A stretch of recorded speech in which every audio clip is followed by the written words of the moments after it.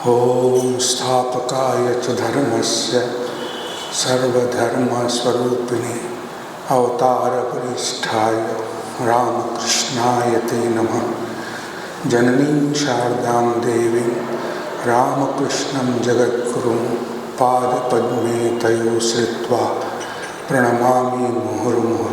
नमः श्रीयतिराजाय विवेकानंदसूरये सच्चित्सुख स्वरूपाय स्वामिने तापहारिणे। हम लोग यहाँ ईशोपनिषद का पाठ कर रहे हैं और हमने पिछले क्लास में देखा कोई भी उपनिषद हम देखते हैं तो शांति मंत्र से शुरू होता है। तो शांति मंत्र कोई ऐसा ही ऋषि मुनियों ने लिख के नहीं रखा, उसकी शांति मंत्र के पीछे मीनिंग रहता है, एक भाव रहता है, एक स्पिरिट रहता है जो संपूर्ण उपनिषद में उसी का भाव हमें दिखाई पड़ता है।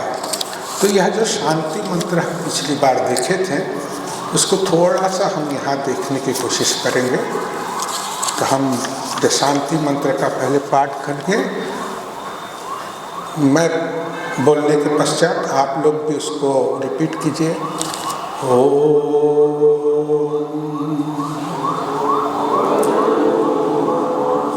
पूर्णमदः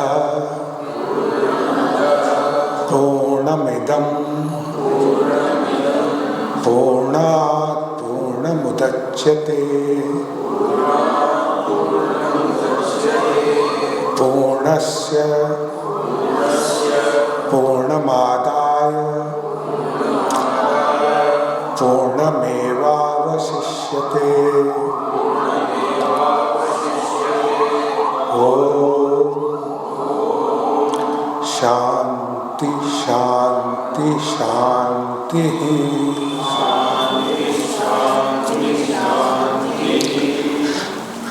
तो हम लोग देखा था कि यह जो शांति मंत्र है, तो शांति मंत्र का हम लोग पाठ देख रहे थे, उसी का थोड़ा सा सारांश में आज देखने की कोशिश करेंगे। कहते पूर्णमदः, पूर्णमदः माने निरुपाधिक ब्रह्म, without quality, beyond sense perception, जिसे कहते हैं इंद्रियातीत वस्तु, जिसे हम इंद्रियों के द्वारा अनुभव नहीं कर सकते। तो यह जो निरुपाधिक ब्रह्म जो अपने शास्त्रों में कहा गया है वह पूर्ण है। जैसे हम ठाकुर बताते हैं ना, निर्गुण निराकार, जैसे हम लोग खंडन भावगंध करते, ठाकुर का स्वरूप क्या है? निर्गुण है, निराकार है, ब्रह्म स्वरूप है, आत्म स्वरूप है। उसी ठाकुर ने फिर क्या साकार रूप ग्रहण किया है। तो यह जो निरुपाधिक रूप है वह पूर्ण है, संपूर्ण है, उसमें कोई कमी नहीं है।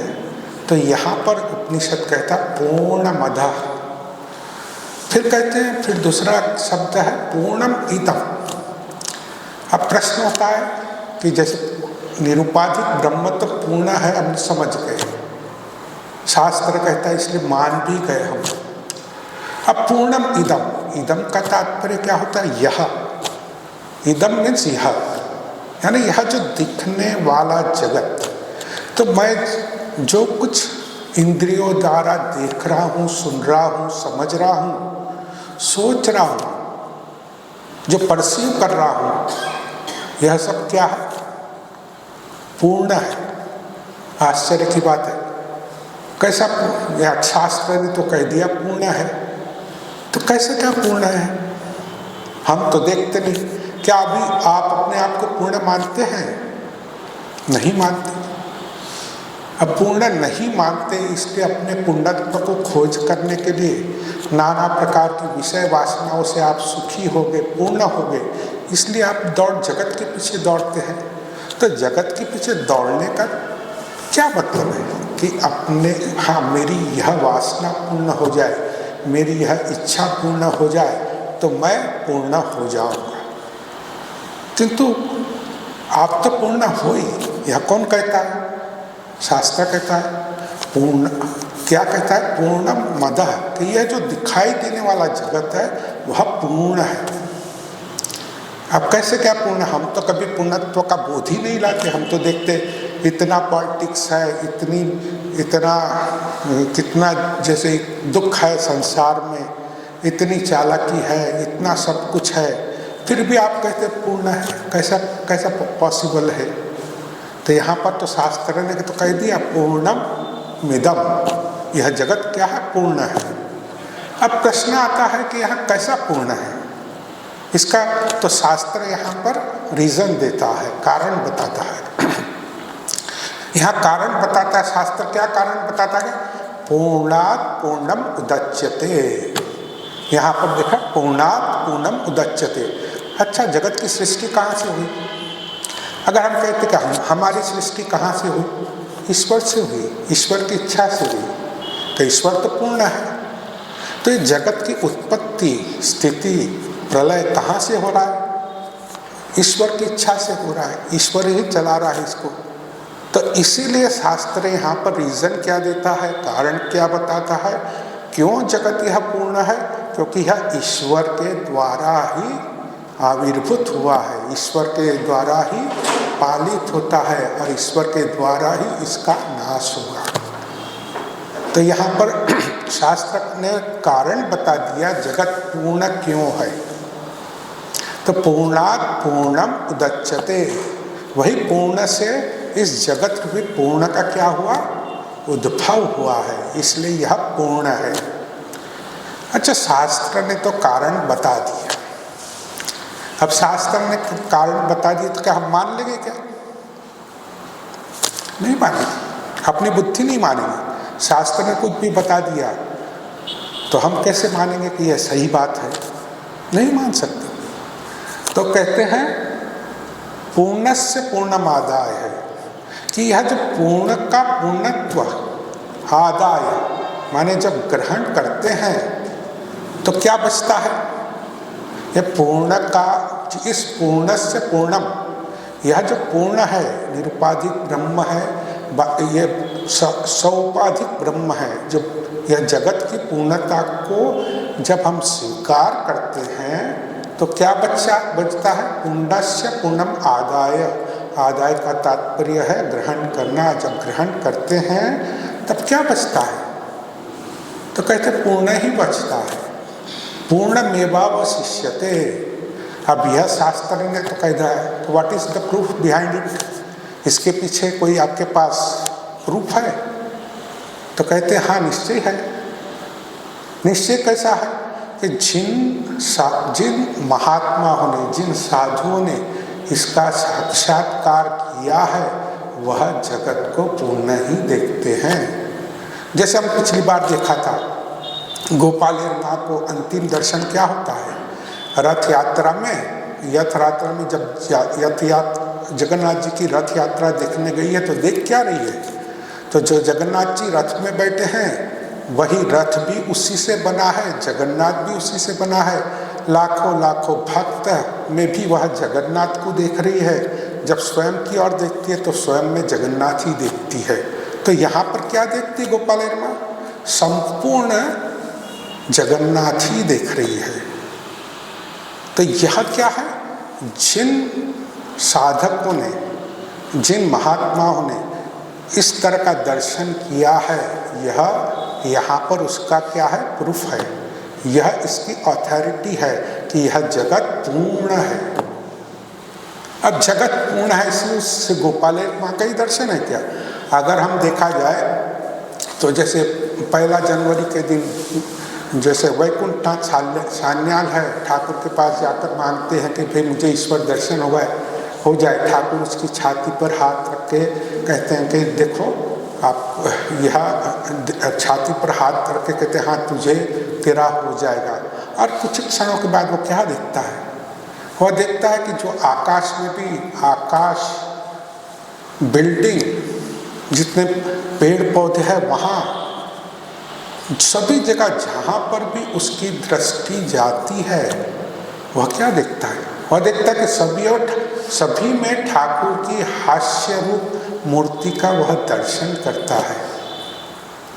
वो सब जगह, संपूर्ण जगह इस दर्शन क्या करता है? ठाकुर का ही दर्शन करता है। तो यह क्या हो गया?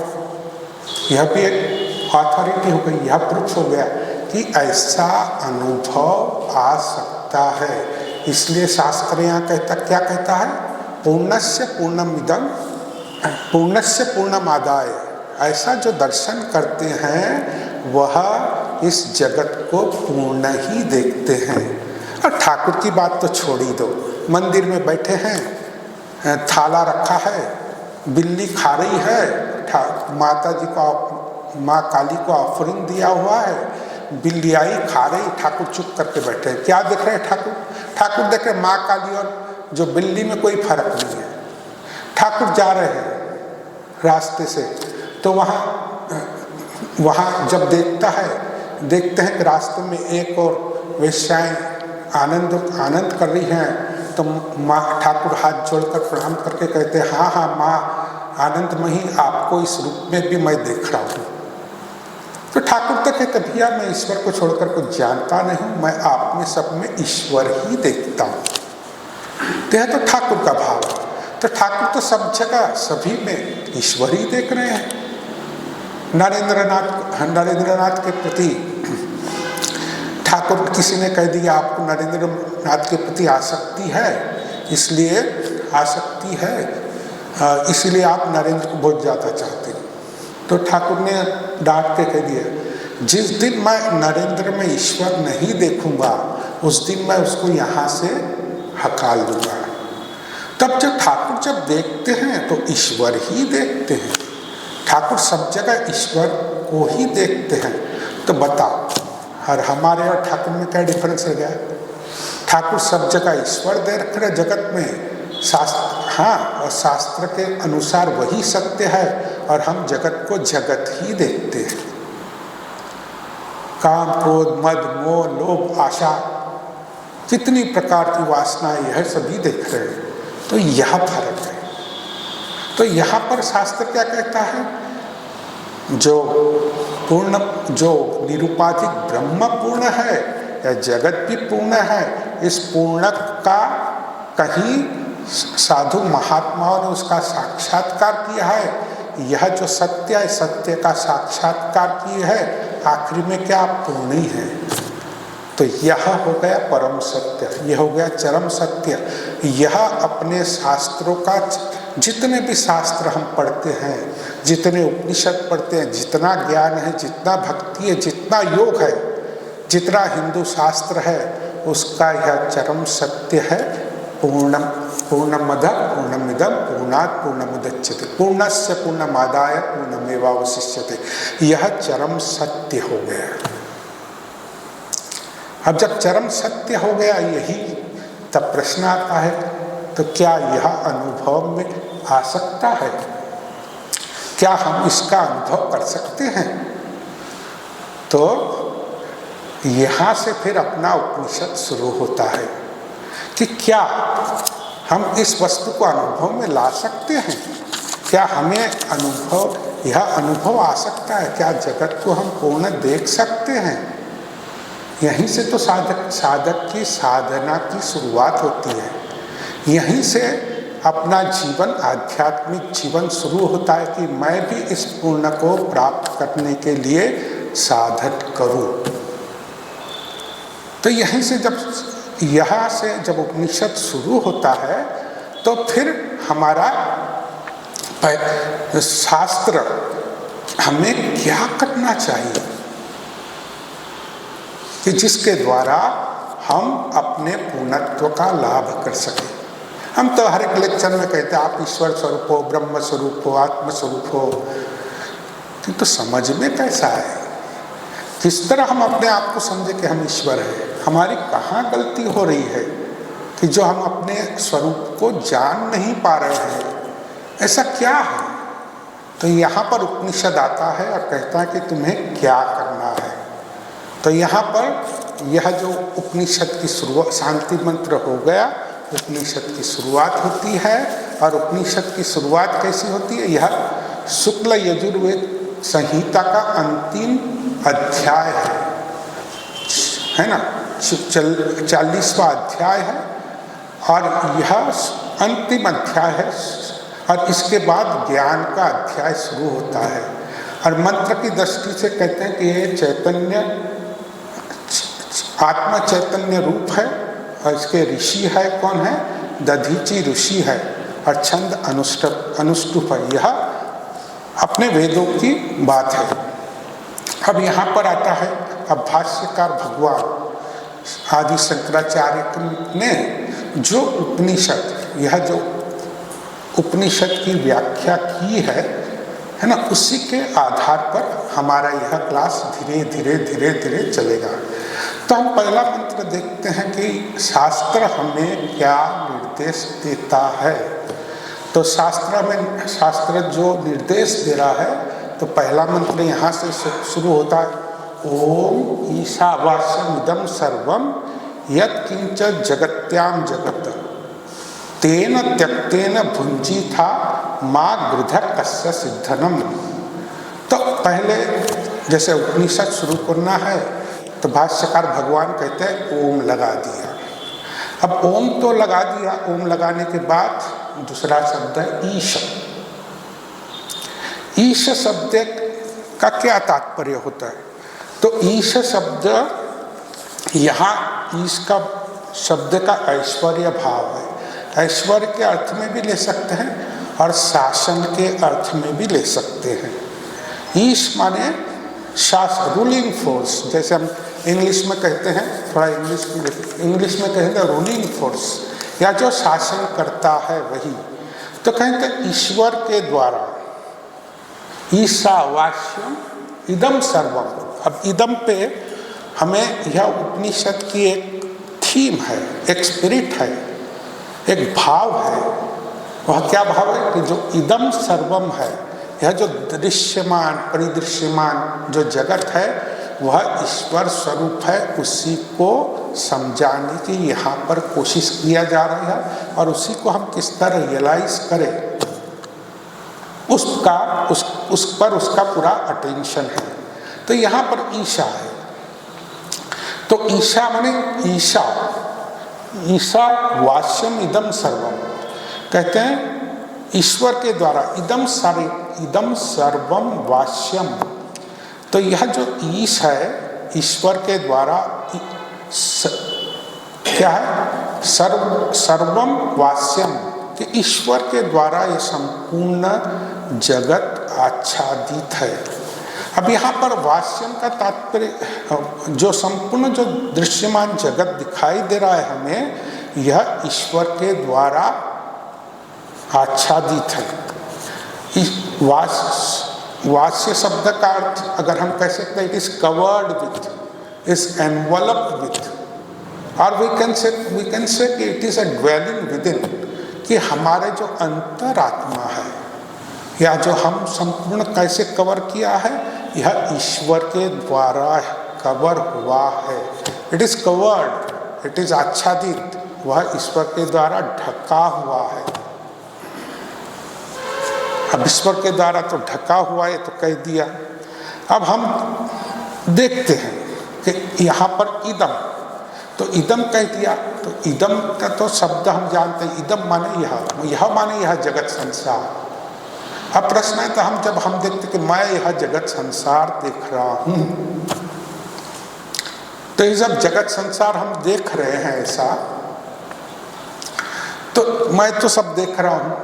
अब इदम में क्या होता है ना, यह संसार को हम ईश्वर का स्वरूप जानते जानते क्या होता है, कभी कभी हम पहली गलती करते हैं, हम इसको भूल जाते हैं। अच्छा बताओ, इदम माने जो जाना जाता है, जो अनुभव में लाया जा सकता है, इसी को हम इदम कहते हैं। तो बताओ, यह जो आपका शरीर है, आप जान सकते कि नहीं?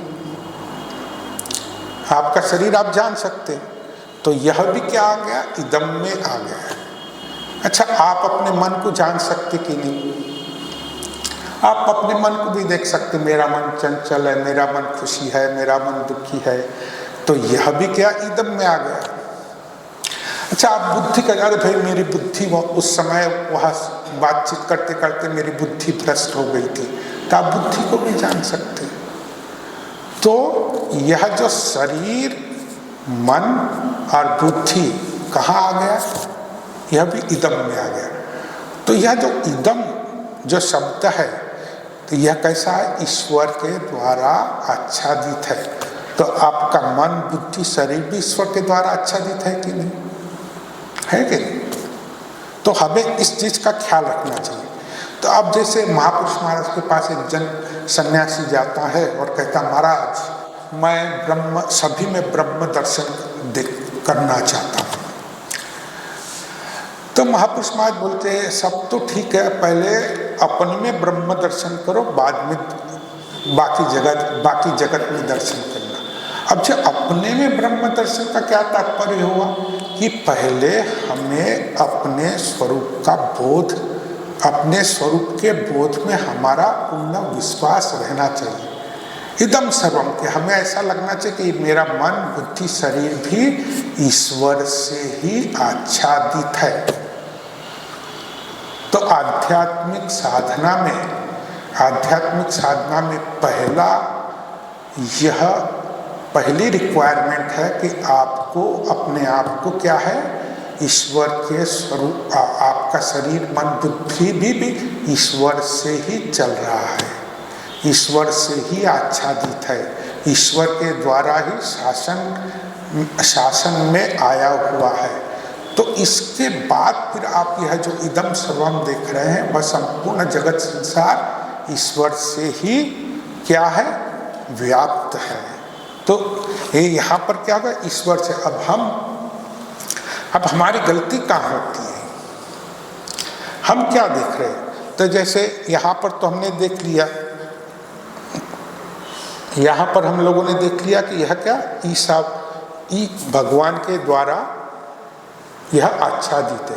तो क्या आच्छादित है? इदम सर्वम। इदम सर्वम माने संपूर्ण जगत आच्छादित है। अब जब आच्छादित है तो हम क्या देखते हैं, हम शास्त्रों में देखते कि यह जो संपूर्ण ज्ञान की दृष्टि से, अब ज्ञान का प्रकरण है या फिर ज्ञान से हम लोग फिर ज्ञानी की ही दृष्टि यह समझने के लिए हम अपनाएंगे। तो हमारे यहाँ जैसे कहते हैं, यह संपूर्ण जगत क्या है, आत्मा में क्या है, कल्पित है। अब आत्मा में कल्पित है कि यह संपूर्ण जगत आत्मरूपी जो पर्दा है, आत्मरूपी पर्दे में कल्पित है। अब यह कल्पित है माने कैसे, क्या है? जैसे हम मूवी देखने जाते हैं, तो मूवी देखने जाते हैं तो वहाँ एक स्क्रीन रहती है, तो स्क्रीन में विदाउट स्क्रीन क्या हम मूवी देख सकते, क्या नहीं देख सकते। तो यह जो पूरी की पूरी जो स्क्रीन पे यह 3 घंटे की मूवी चलती है, उसका आधार क्या है, वह पर्दा ही है। अगर पर्दा ही नहीं रहे तो हम मूवी नहीं देख सकते।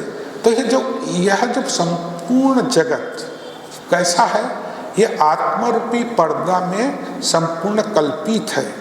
अब यह जो कल्पित हो रहा है, किंतु हम क्या देख रहे हैं, हम देख रहे हैं कि ये जो अब क्या है, जो पर्दा है, हम देखते हैं ये चित्र के द्वारा यह पर्दा ढक गया है। देखते हैं कि आप जब चित्र देखते हैं तो पर्दा देख पाते हैं क्या? नहीं देख पाते। जब हम एक कहानी कहते थे, एक बच्चा, 5 साल का बच्चा अपने पिताजी से उसने सुना है कहीं से कि एक बहुत बड़ा थिएटर है, थिएटर में बड़ी स्क्रीन है, बड़ी स्क्रीन पे एक मूवी चलती है, मूवी पर्दे के पीछे पर्दे के ऊपर वह पूरी मूवी चलते है। अब 5 साल का बच्चा पिताजी के साथ जा रहा है, थिएटर में गया, टिकट लेते लेते देरी हो गई, उसमें पिक्चर शुरू हो गया। अब पिक्चर शुरू होते होते ये बच्चा और पिताजी अंदर जाकर बैठ रहे हैं। अब बीच बीच में वह पिताजी को प्रश्न करता है कि पिताजी पर्दा कहाँ है? तो पिताजी बोलते वो जो सामने जो दिख रहा है ना, वो नदी है, वो जो पेड़ पौधे है उसके पीछे पर्दा है। कभी कहता है कि कहाँ, कभी कहता है हमको तो पर्दा नहीं दिख रहा। तो बोले वो जो पर्वत है, पर्वत के पीछे जो मूवी में दिखा रहा है उसके पीछे पर्दा है। अब बार बार यह पुत्र उसका पूछ रहा है कि पर्दा कहाँ है, अब पर्दा कैसा दिखेगा। तो क्या हुआ यहाँ पर, वो पर्दा तो पूरा किसके कारण ढक गया, चित्र के कारण ढक गया। चित्र के कारण ढक गया ना, तो पर्दा समझ में नहीं आ रहा उसको। तो हमारे भी यहाँ पर ऐसी हालत है कि जब हम यह जो नाम रूप रूपी है जो पर्दा जगत का देख रहे हैं, है ना, जैसे सृष्टि स्थिति प्रलय हो रहा है, जो कुछ भी देख रहे हैं, यह क्या है, हम यह जो चित्र, हम जो जगत रूपी जो चित्र देख रहे हैं, तो फिर क्या आपको पर्दा कहाँ से दिखेगा, वो पर्दा ही ढक गया। पर्दा ढक गया कि नहीं। अब जैसे हम लोग स्वर्ण के आभूषण हैं, तो जैसे अपन बंगाल से अपने जैसे कंगन देखा, थोड़ा सा नाक की नथनी देखा, हार देखा, हम जब सोने की दुकान में जाते हैं तो सब देखते हैं, तो हम कहते हैं यह कंगन है, यह अंगूठी है, ये आभूषण है, यह आभूषण है। अब क्या हमारी दृष्टि कहाँ अटक गई है, आभूषण में। किंतु आभूषण के पीछे जो स्वर्ण है, अगर हमारी दृष्टि स्वर्ण में अटक जाए कि सब कुछ स्वर्ण ही है ना, तभी तो आभूषण से अपनी दृष्टि, जो विभिन्न प्रकार के आभूषण है, उससे हमारी दृष्टि तो हट जाएगी। तो किंतु हमारी दृष्टि क्या है, यह जो नाम रूप रूपी है जो जगत संसार है, उसी में टिक गई है। अब उसी में टिक गई तो फिर कहाँ से होगा, तो हमारी दृष्टि कहाँ अटक गई, हमारी नाम रूप में अटक गई। अब जो ईश्वर रूपी पर्दा है, जो आत्मा रूपी पर्दा है, हमारी जो दृष्टि में आज वह नाम रूप के द्वारा ढक गया है। ये स्त्री है, यह पुरुष है, यह बालक है, यह वृद्ध है, यह अच्छा आदमी है, यह बुरा आदमी है, यह मेरे को तकलीफ देता है, यह तकलीफ देता है, मेरी यह इच्छा है, मेरी इतनी इच्छा है कि ये जगत की जितनी इच्छा है सब क्या है, इच्छा में, इच्छा रूप में, नाम रूप में अपनी दृष्टि अटक गई है। तो यह जो कल्पित ये जो आत्मा में यह जगत संसार कल्पित है, यह जो आत्मा रूपी पर्दा जो अधिष्ठान है किसका, यह जगत संसार का, वह हमें हमारे दृष्टि में छुप गया है, हम देख नहीं पा रहे। तो हम क्या, अभी हम इस जगत को ही सत्य मानते हैं, हम जगत के सत्य को जो कल्पित है, यह जो जगत को ही सत्य मानते हैं, किंतु जो आत्मरूपी पर्दा सत्य है उस पर हमारी दृष्टि का अटकी है। तो शास्त्र क्या कहता है हमें, तो शास्त्र यहाँ क्या कहता है कि हमें क्या करना चाहिए। ईशावास्यम इदम सर्वम यत्किंच जगत्याम जगत, शास्त्र कहता है हमें कि यह जो आत्मरूप, यह जो जगत रूपी जो आप चित्र देख रहे हैं, उसको छोड़कर वहां से अपनी दृष्टि हटाकर यह जो आत्मरूपी पर्दा है उस पर अपनी दृष्टि को फिक्स करना चाहिए। अब फिक्स करना चाहिए तो यहाँ कह दिया ना, इसलिए कह दिया कि इसलिए शास्त्र कहता है यह जो ईश है, यह जो शासन करता है, जो ईश्वर है, कैसा है ईश्वर, यह इदम सर्वम माने यह संपूर्ण जगत, इदम माने यह, सर्वम माने संपूर्ण, यह जो संपूर्ण जगत है ईश्वर से व्याप्त हमें कैसा है, इसको ईश्वर से ढक देना है। अब यहाँ पर व्यासन में ना आच्छादित करना माने ढक देना माने कवर कर देना, कवर करने का, जैसे एनवलप कर देना। अच्छा, ये ऐसा तो नहीं है कि आप सब बैठे हैं, मैंने एक पर्दा ला दिया और ये सब पे ढक दिया, तो आपका अस्तित्व क्या खत्म हो जाएगा? नहीं, नहीं होगा। आपका अस्तित्व कहाँ से खत्म होगा? ऐसा ढकने के लिए शास्त्र नहीं कहता है। जैसे हम पढ़ते ना, जैसे कहा कि ईश्वर के द्वारा आप संपूर्ण जगत को ढक दो, है ना, संपूर्ण जगत को ईश्वर के द्वारा ढक दो। इसका तात्पर्य ये नहीं कि ईश्वर के नाम का एक पर्दा ले लिया और पर्दे पे अपने सबको ढक दिया। ऐसा ढकने से नहीं कहता है शास्त्र। तो ढकने से क्या, ये जो अंदर की वस्तु है उसका कहाँ नाश होता है? तो यहाँ पर शास्त्र क्या कहता है? तो ढकने का क्या तात्पर्य है? वाष्यम माने यहाँ पर तो शास्त्र कहता है कि उसको कवर करो, ईश्वर के द्वारा कवर करो। अब नाम रूप के, ये जो नाम रूप जगत रूपी संसार है उसको ईश्वर के द्वारा आपको ढकना है। क्या तात्पर्य हुआ इसका? शास्त्र क्या कहना चाहता है यहाँ पर? यहाँ पर शास्त्र कहता है कि यह जो नाम रूपी आपका जो कल्पित ज्ञान है, जो मिथ्या ज्ञान है, उसको यह संपूर्ण जो जगत संसार का जो अधिष्ठान स्वरूप है, अधिष्ठान स्वरूप माने जिस पर यह जो संपूर्ण जगत दिखाई दे रहा है, तो यह जो कल्पित ज्ञान को अधिष्ठान का जो ज्ञान है, जो सत्य है, उस ज्ञान के द्वारा एक कल्पित सत्य जिसको हमने समझ लिया है, उस ज्ञान को हमें बाधित करना है। बाधित करना माने उस ज्ञान को हमें उससे काटना है। उस ज्ञान को क्या करना है? हमें उसको रिमूव करना है। कैसा? जैसे सर्प है और एक हम रस्सी में सर्प देख रहे हैं ना, रस्सी में सर्प देख रहे हैं। तो सर्प का जो ज्ञान है, सर्प का ज्ञान क्या है? मिथ्या ज्ञान है। तो सर्प के ज्ञान, किंतु जब सर्प का ज्ञान मिथ्या ज्ञान है, यह मिथ्या ज्ञान को जो वो सर्प नहीं रस्सी है उसके द्वारा हमें उसे निकालना है। या फिर जैसे हमारा जो ये नाम रूपी जो जगत दिखाई दे रहा है, उसके पीछे जो ईश्वर है, ईश्वर जो अधिष्ठान स्वरूप है, उस ज्ञान के द्वारा आपका जो कल्पित ज्ञान है उसको आपको निकालना है।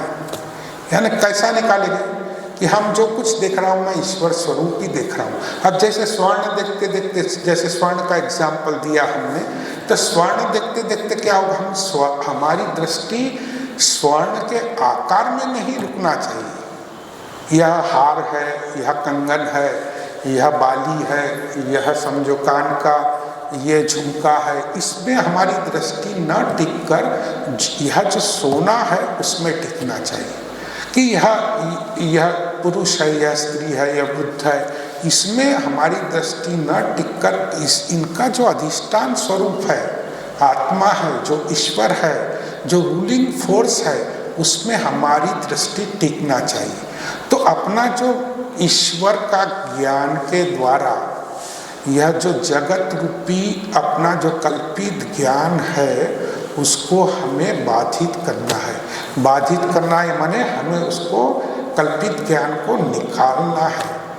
तो यह जो ईश्वर, इसीलिए शास्त्र यहाँ कहते हैं वाष्यम इदम, ईसा वाष्यम इदम, मैंने कैसे करना, जो हमें इदम सर्वम, यह जो संपूर्ण जगत को ईश्वर के ज्ञान के द्वारा ढक देना है। अब ढक देने का अर्थ समझ में आया आपको?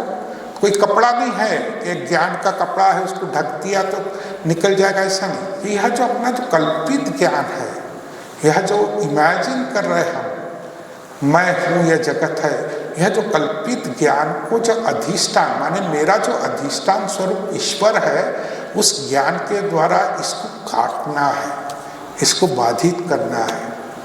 यह बात समझ में आई क्या? Is it clear? जहाँ नहीं समझ में आए तो पट से बता देना कि है ना कि भाई नहीं समझ में आया, क्योंकि यह समझने की बात है। आपको तो यह तो एटलीस्ट आपको थोड़ा सा आइडिया होना चाहिए कि भाई हम क्या पढ़ रहे हैं। तो जहाँ पर भी, अच्छा यहाँ पर मेरे ख्याल से मैं क्लियर हूँ कि भाई वाष्यम इदम सर्वम वाष्यम इदम, ये जो ईशा, जैसे ईशा वाष्यम इदम सर्वम, इदम सर्वम को किससे ढकना है? वाष्य माने ढक देना, एनवलप कर देना। किससे ढकना है? ईशा से, ईश से। ईश माने ईश्वर से, ईश्वर माने रूलिंग फोर्स से हमें संपूर्ण जगत को ढक देने का है। अब ढक देने का तात्पर्य यह हुआ कि यह जो जगत का अधिष्ठान स्वरूप है, जगत का जो ग्राउंड ऑफ, क्या बोलेंगे हम, जैसे ग्राउंड ऑफ, जैसे जिस ग्राउंड अधिष्ठान माने इस जो अपना जो, जैसे पिक्चर देखने जाते हैं तो पिक्चर का अधिष्ठान स्वरूप जो पर्दा है उसको बोलेंगे हम अधिष्ठान, उसका बेस। अब ग्राउंड ऑफ ड्वेलिंग जैसे कहते हैं ना, जैसे एक ग्राउंड है, जैसे बिलासपुर का जो ग्राउंड है उस पर कितनी बिल्डिंग खड़ी हो रही, कितनी गिर रही है, सब होता है। ग्राउंड ऑफ एग्जिस्टेंस क्या है? यहाँ पर अर्थ हो गई, यहाँ पर जमीन हो गई। इस जमीन क्या हो गया? यह जो बिलासपुर का बेस हो गया। तो यहाँ पर कितनी बिल्डिंग उठती है, बैठती है, नष्ट होती है, सब होता है। तो ऐसा जो आत्मरूप पर्दा है, तो आत्मरूप पर्दा में कितनी ही मूवी आती है, कितनी ही जाती है। तो यह जो अधिष्ठान है, जो बेस है, जो अपना जो ड्वेलिंग है, उसका ज्ञान के द्वारा यह जो पर्दे का जो कल्पित ज्ञान है, पर्दे पर जो चित्र चल रहा है, उसका जो ज्ञान है उसको हमें बाधित करना है। अब यहाँ भगवान शंकराचार्य कहते हैं आगे, कहते यत् किंच जगत्याम जगत।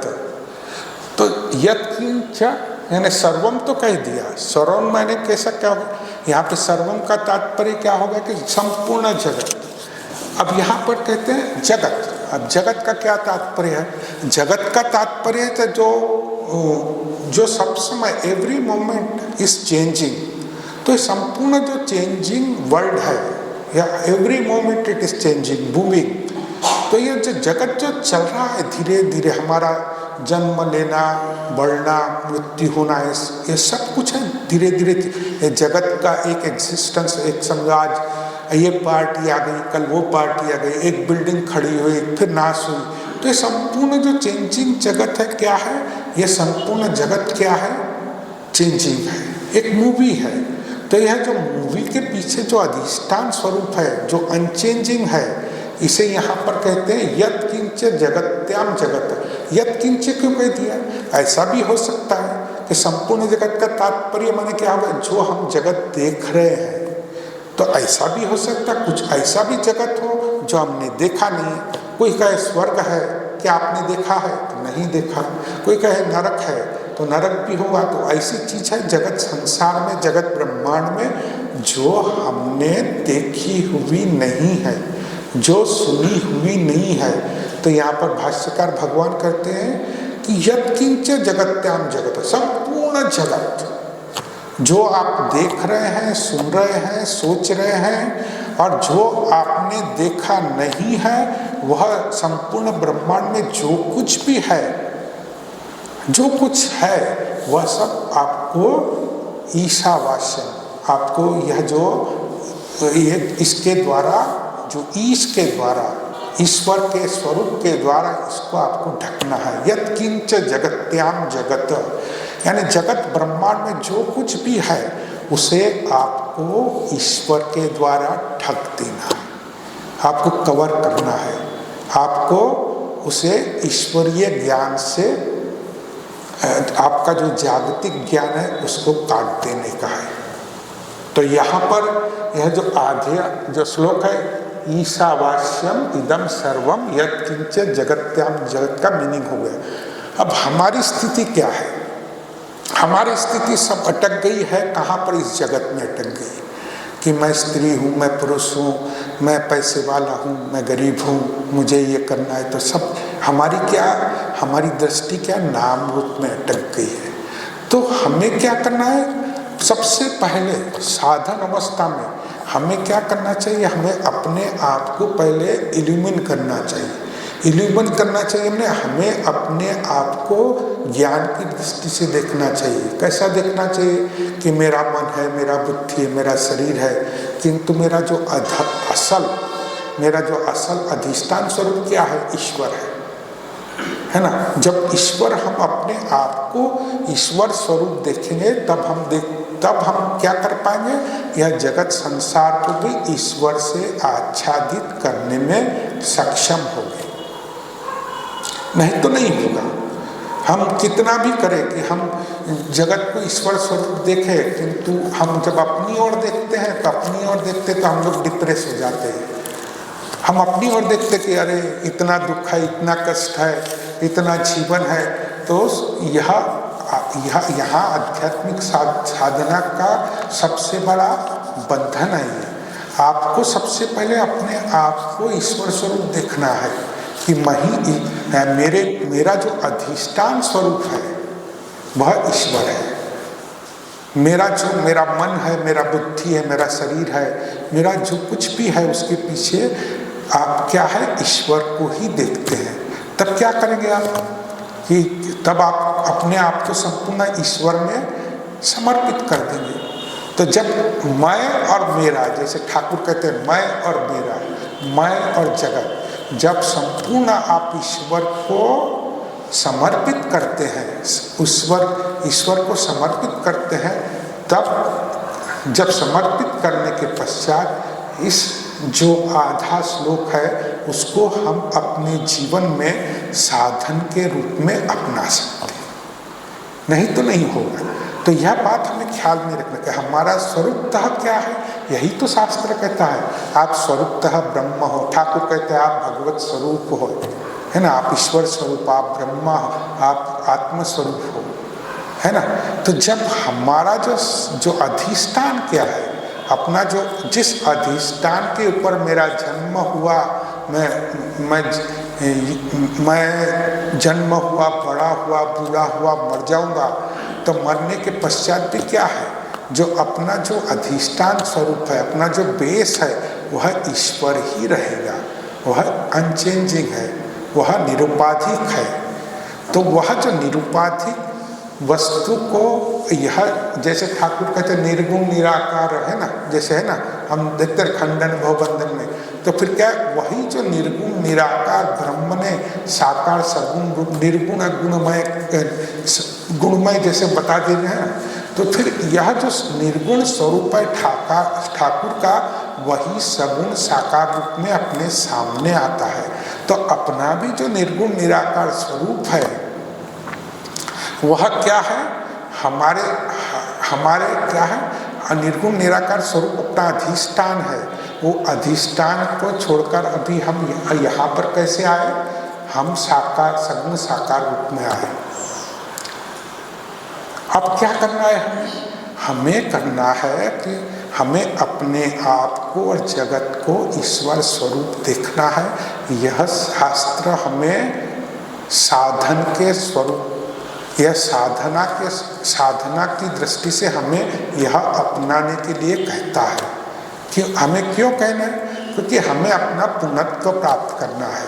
जो स्पिरिट है, जो भाव है, जो शांति मंत्र में जो भाव है, हमें अपने पूर्णत्व को प्राप्त करने के लिए यह साधन स्वरूप लेना चाहिए।